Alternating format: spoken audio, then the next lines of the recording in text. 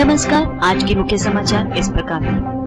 अफगानिस्तान के राष्ट्रपति हामिद करजई आज शाम करेंगे प्रधानमंत्री डॉक्टर मनमोहन सिंह के साथ व्यापक द्विपक्षीय वार्ता। सामरिक साझेदारी समेत 2 महत्वपूर्ण समझौतों पर हो सकते हैं हस्ताक्षर। नेशनल कॉन्फ्रेंस कार्यकर्ता की कथित रूप से पुलिस हिरासत में हुई मौत के मामले पर जम्मू कश्मीर विधानसभा में हंगामा। विधानसभा अनिश्चितकाल तक के लिए स्थगित। विपक्षी पार्टी पीडीपी ने कहा इस मामले पर चर्चा अपरिहार्य। अहमदाबाद की सत्र अदालत निलंबित आईपीएस अधिकारी संजीव भट्ट की जमानत याचिका पर सुनवाई कल तक के लिए टली। सरकार की रिमांड समीक्षा याचिका पर आदेश शुक्रवार तक के लिए सुरक्षित। मूडीज द्वारा एसबीआई समेत सार्वजनिक क्षेत्र के अन्य बैंकों की रेटिंग में कमी से शेयर बाजार को जबरदस्त झटका। सेंसेक्स 16,000 से नीचे पहुंचा।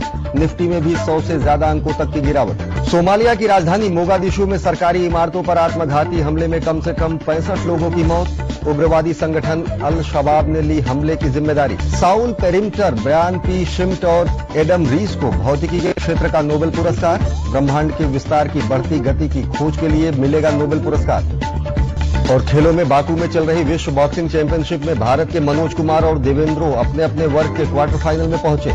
जय भगवान, दिनेश कुमार और विकास कृष्ण के प्री क्वार्टर फाइनल मुकाबले आज। अंतर्राष्ट्रीय हॉकी संघ द्वारा भारत को लंदन ओलंपिक में भाग न लेने देने की चेतावनी के मद्देनजर भारतीय ओलंपिक संघ ने बुलाई हॉकी इंडिया और भारतीय हॉकी फेडरेशन की बैठक। नमस्कार, खबरें विस्तार से। अफगानिस्तान के राष्ट्रपति हामिद करजई 2 दिन की भारत यात्रा पर आज नई दिल्ली पहुंच गए। उनकी भारत यात्रा के दौरान दोनों देशों के बीच रणनीतिक संबंधों को और मजबूती प्रदान करने के साथ साथ द्विपक्षीय, क्षेत्रीय और वैश्विक मुद्दों पर भी चर्चा होगी। करजई की भारत यात्रा ऐसे समय पर हो रही जब पाकिस्तान और हक्कानी नेटवर्क के बीच गठजोड़ के कारण अफगानिस्तान में शांति प्रक्रिया में बाधा उत्पन्न हो रही है। अपनी यात्रा के दौरान हामिद करजई प्रधानमंत्री डॉक्टर मनमोहन सिंह के साथ अपने देश की बिगड़ती सुरक्षा स्थिति पर भी चर्चा करेंगे। कुछ ही दिन पहले अफगानिस्तान के पूर्व राष्ट्रपति बुरहानुद्दीन रब्बानी की हत्या कर दी गई थी, जो तालिबान के साथ बातचीत के लिए अफगान उच्च शांति परिषद का नेतृत्व कर रहे थे। गौरतलब है कि इस वर्ष करजई दूसरी बार भारत यात्रा पर आए हैं और अफगानिस्तान के राष्ट्रपति हामिद करजई ने विदेश मंत्री एस एम कृष्णा से भी मुलाकात की है। नेशनल कॉन्फ्रेंस कार्यकर्ता की कथित रूप से पुलिस हिरासत में हुई मौत के मुद्दे पर जम्मू कश्मीर विधानसभा में आज लगातार दूसरे दिन भी हंगामा हुआ। जम्मू कश्मीर विधानसभा में मानसून सत्र का आज अंतिम दिन था। सदन में विपक्षी पार्टी पीडीपी के कड़े रुख के चलते विधानसभा अनिश्चितकाल तक के लिए स्थगित कर दी गई। गत 30 सितंबर को हुई इस मौत के मुद्दे पर पीडीपी चर्चा कराए जाने की मांग कर रही थी। पीडीपी विधायकों ने इस मांग के साथ एक नया स्थगन प्रस्ताव भी पेश किया था कि सदन को सैयद मोहम्मद यूसुफ की मौत पर चर्चा करनी चाहिए, क्योंकि इसमें मुख्यमंत्री कार्यालय के शामिल होने के भी आरोप हैं। मुख्यमंत्री ने पुलिस हिरासत में कथित तौर पर हुई मौत के कारणों की जांच के आदेश दे दिए हैं। इस मुद्दे को लेकर कल भी राज्य विधानसभा में काफी हंगामा हुआ था। पीडीपी नेता महबूबा मुफ्ती ने मुख्यमंत्री उमर अब्दुल्ला के इस्तीफे की भी मांग की है। उन्होंने कहा कि इस मामले पर चर्चा अपरिहार्य हो गई है। अहमदाबाद की सत्र अदालत ने निलंबित और गिरफ्तार आईपीएस अधिकारी संजीव भट्ट की जमानत याचिका पर सुनवाई कल तक के लिए टाल दी है। भट्ट को गुजरात पुलिस ने शुक्रवार को सबूतों के साथ छेड़छाड़ करने के मामले में उनके खिलाफ दर्ज एफआईआर के सिलसिले में गिरफ्तार किया था। भट्ट के खिलाफ एक कांस्टेबल ने एफआईआर दर्ज कराई थी, जिसमें आरोप लगाया गया था कि भट्ट ने उन्हें झूठे हलफनामे पर दस्तखत करने के लिए मजबूर किया। गुजरात सरकार ने अदालत में संजीव भट्ट को पुलिस हिरासत में भेजे जाने की मांग वाली समीक्षा याचिका भी दाखिल की है। इस याचिका पर सुनवाई करने के बाद अदालत ने कहा कि पहले भट्ट की जमानत याचिका पर सुनवाई की जाएगी। मामले पर आदेश शुक्रवार तक के लिए सुरक्षित कर लिया गया है। गौरतलब है कि भट्ट को पुलिस रिमांड में भेजने की सरकार की याचिका को अदालत पहले ही खारिज कर चुकी थी। भट्ट साबरमती जेल में बंद है। सतर्कता और भ्रष्टाचार निरोधक निदेशालय के अधिकारियों ने आज कुडलोर, चिदम्बरम और चेन्नई में डीएमके के पूर्व मंत्री एमआरके पन्नीर सेल्वम और उनके रिश्तेदारों के आवासों पर छापे मारे। पुलिस सूत्रों ने बताया कि ये छापे पूर्व श्रम मंत्री टीएम अनबरासन के कुंदराथूर स्थित आवास पर की गई रेड के कुछ दिन बाद किए गए हैं। पन्नीर सेल्वम पिछले डीएमके सरकार के दौरान पिछड़े समुदाय और स्वास्थ्य विभाग का काम देखते रहे हैं और उन्होंने कुडलोर जिले में पार्टी के लिए सक्रिय काम किया। पन्नीर सेल्वम ने 13 अप्रैल को राज्य विधानसभा के लिए एआईएडीएमके के सोराथूर राजेंद्रन के खिलाफ चुनाव लड़ा था और वे चुनाव हार गए थे। वैश्विक बाजारों में गिरावट और निवेशकों द्वारा बिकवाली के चलते शेयर बाजार आज गिरावट के साथ बंद हुए। मूडीज द्वारा एसबीआई समेत सार्वजनिक क्षेत्र के कुछ अन्य बैंकों की क्रेडिट रेटिंग में कटौती के बाद शेयर बाजार में भारी उथल पुथल देखने को मिला और सेंसेक्स गिरकर 16,000 के नीचे पहुंच गया। सेंसेक्स 287 अंकों की गिरावट के साथ 15,865 पर बंद हुआ। वहीं निफ्टी भी 77 अंकों की गिरावट के साथ 4,772 पर बंद हुआ। मिड कैप और स्मॉल कैप बाजार भी गिरावट की चपेट में आए और ये 1 से 2% की गिरावट के साथ बंद हुए। सभी सेक्टर गिरावट के साथ बंद हुए, जिसमें रियल्टी, ऑटो, बैंकिंग और आईटी में सबसे ज्यादा गिरावट दर्ज की गई है। Coal India, ICICI bank, Tata Motors, SBI और महिंद्रा एंड महिंद्रा 3 से 5% गिरावट के साथ बंद हुए। केंद्रीय कानून मंत्री सलमान खुर्शीद ने कहा है कि सरकार देश की जनता का पूरा सम्मान करती है। उन्होंने कहा कि देश के लोग इतने समझदार हैं कि खुद इस बात का फैसला कर सकेंगे कि उन्हें किसे वोट देना है। सलमान खुर्शीद लोकपाल मसौदा समिति के सदस्य भी हैं। उन्होंने कहा कि लोकपाल विधेयक संसद के शीतकालीन सत्र में लाया जाएगा। उन्होंने विपक्ष से इस दिशा में सकारात्मक भूमिका निभाने की अपील की। मुख्यमंत्री भगवत झा आजाद का आज तड़के दिल्ली के अखिल भारतीय आयुर्विज्ञान संस्थान एम्स में निधन हो गया। 89 वर्षीय आजाद पिछले 11 सितंबर से एम्स में भर्ती थे। भगवत झा आजाद 14 फरवरी 1988 से मार्च 1989 तक बिहार के मुख्यमंत्री रहे। वे भागलपुर लोकसभा क्षेत्र से 6 बार संसद सदस्य चुने गए। केंद्र में भी वे कई विभागों के मंत्री रहे। भगवत झा आजाद के परिवार में 3 पुत्र हैं। और अब कुछ अंतर्राष्ट्रीय खबरें। सोमालिया की राजधानी मोगादिशु में आत्मघाती हमले में कम से कम 65 लोगों की मौत हो गई और 50 अन्य लोग घायल हो गए हैं। इस हमले में एक आत्मघाती हमलावर ने सरकारी इमारतों को निशाना बनाते हुए विस्फोटकों से भरे वाहन को टकरा कर विस्फोट कर दिया, जिसमें 65 लोग मारे गए। इस हमले की जिम्मेदारी अल शबाब उग्रवादी संगठन ने ली है। पाकिस्तान के बलूचिस्तान प्रांत में शिया समुदाय के लोगों को लेकर जा रही एक बस पर आतंकवादी हमले में 13 लोगों की मौत हो गई, जबकि 7 अन्य लोग घायल हो गए। प्रत्यक्षदर्शियों के मुताबिक क्वेटा के बाहरी क्षेत्र अख्तराबाद में 3 बंदूकधारियों ने इस बस को रोककर अंधाधुंध गोलीबारी शुरू कर दी। इस बस में लगभग 30 यात्री सवार थे।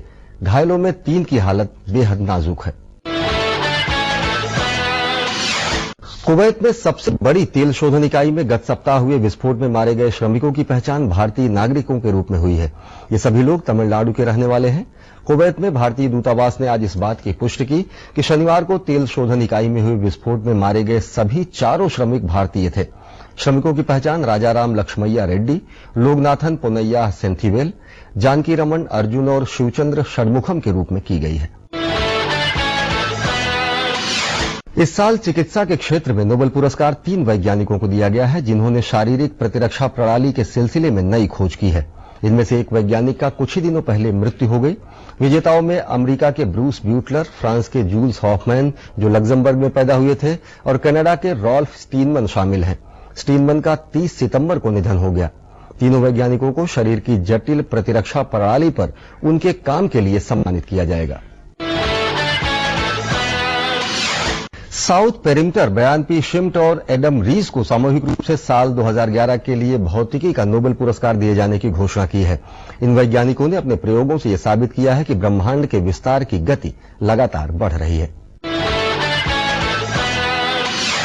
और अब खबर खेल के मैदान से। बाकू में चल रही विश्व मुक्केबाजी प्रतियोगिता में मनोज कुमार और उभरते हुए सितारे लयश्राम देवेंद्र सिंह ने प्री क्वार्टर फाइनल में अपने अपने मुकाबले जीत लिए हैं।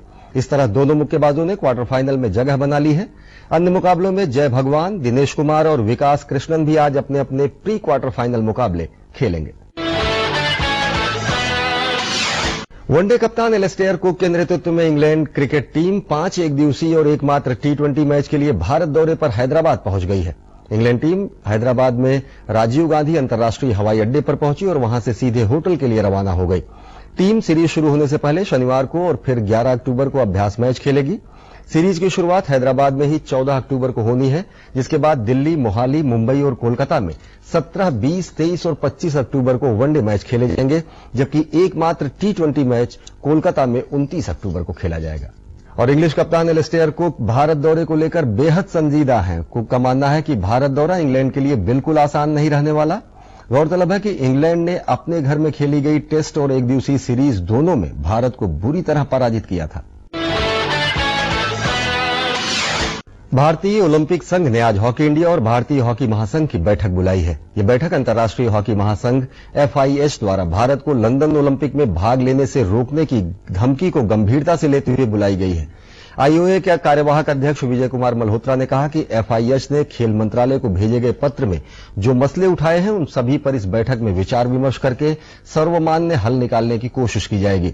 गौरतलब है कि FIH ने खेल मंत्रालय को लिखे पत्र में चेतावनी दी थी कि हॉकी के संचालन का मसला यदि नहीं सुलझ जाता तो भारतीय हॉकी टीम लंदन ओलंपिक और अन्य अंतर्राष्ट्रीय प्रतियोगिताओं में इसका भाग लेना खटाई में पड़ सकता है। आज शारदीय नवरात्र की महाअष्टमी है। इस दिन मां दुर्गा के महागौरी रूप की पूजा की जाती है। नवरात्र की महाअष्टमी को लेकर देश भर के मंदिरों में विशेष पूजा अर्चना की जा रही है। पश्चिम बंगाल में माहौल पूरी तरह से दुर्गामय हो गया है। महाअष्टमी के मौके पर मंदिरों में विशेष अनुष्ठान और हवन का आयोजन किया जा रहा है। नवरात्रि के दौरान गुजरात में जगह जगह डांडिया और गरबा नृत्य का भी आयोजन किया जा रहा है। आज विशेष रूप से कन्या भोजन और भंडारे आयोजित किए जाते हैं। राष्ट्रमंडल खेलों के दौरान आयोजित अष्टपदी नृत्य उत्सव को मिली जबरदस्त सफलता के बाद इसके दूसरे संस्करण का शुभारंभ हुआ है राजधानी दिल्ली के कमानी सभागार में, जहां मशहूर ओडिसी कलाकारों ने अद्भुत नृत्य नाटिका पेश की है। कांग्रेस महासचिव राहुल गांधी ने आज दिल्ली के रोहिणी में युवा कांग्रेस की रैली को संबोधित किया। Rahul Gandhi metro radio taxi की सवारी करके रैली में पहुंचे। राहुल गांधी अपने आधिकारिक आवास 12 तुगलक रोड से स्थित रेसकोर्स रोड मेट्रो स्टेशन से लेकर मेट्रो स्टेशन रोहिणी तक पश्चिमी मेट्रो स्टेशन पहुंचे। रोहिणी पश्चिम से वे एक रेडियो टैक्सी की सवारी करके रैली स्थल जापानी पार्क पहुंचे। राहुल गांधी ने युवाओं से देश हित के लिए और सक्रिय भागीदारी करने का आह्वान किया। मानव संसाधन विकास मंत्री कपिल सिब्बल ने आज इंदिरा गांधी राष्ट्रीय मुक्त विश्वविद्यालय इग्नू में भारतीय संकेत भाषा अनुसंधान एवं प्रशिक्षण केंद्र का उद्घाटन किया। इस केंद्र में संकेत भाषा को शुरुआत से समझने से लेकर अनुसंधान तक के पाठ्यक्रम शुरू किए जाएंगे, जिसमें डिप्लोमा, डिग्री और PhD तक के भी कोर्सेज होंगे। और हॉलीवुड के फिल्मी सितारों से जुड़ी कुछ चीजों की प्रदर्शनी इन दिनों अमेरिका के लॉस एंजलिस में आयोजित की गई है। इस प्रदर्शनी में पिछले दशकों की फिल्मों में कलाकारों द्वारा पहने गए परिधानों और इस्तेमाल की गई कुछ खास चीजों को रखा गया है। तो ये थी आज तक की न्यूज और अब समय हो चुका है विदा लेने का।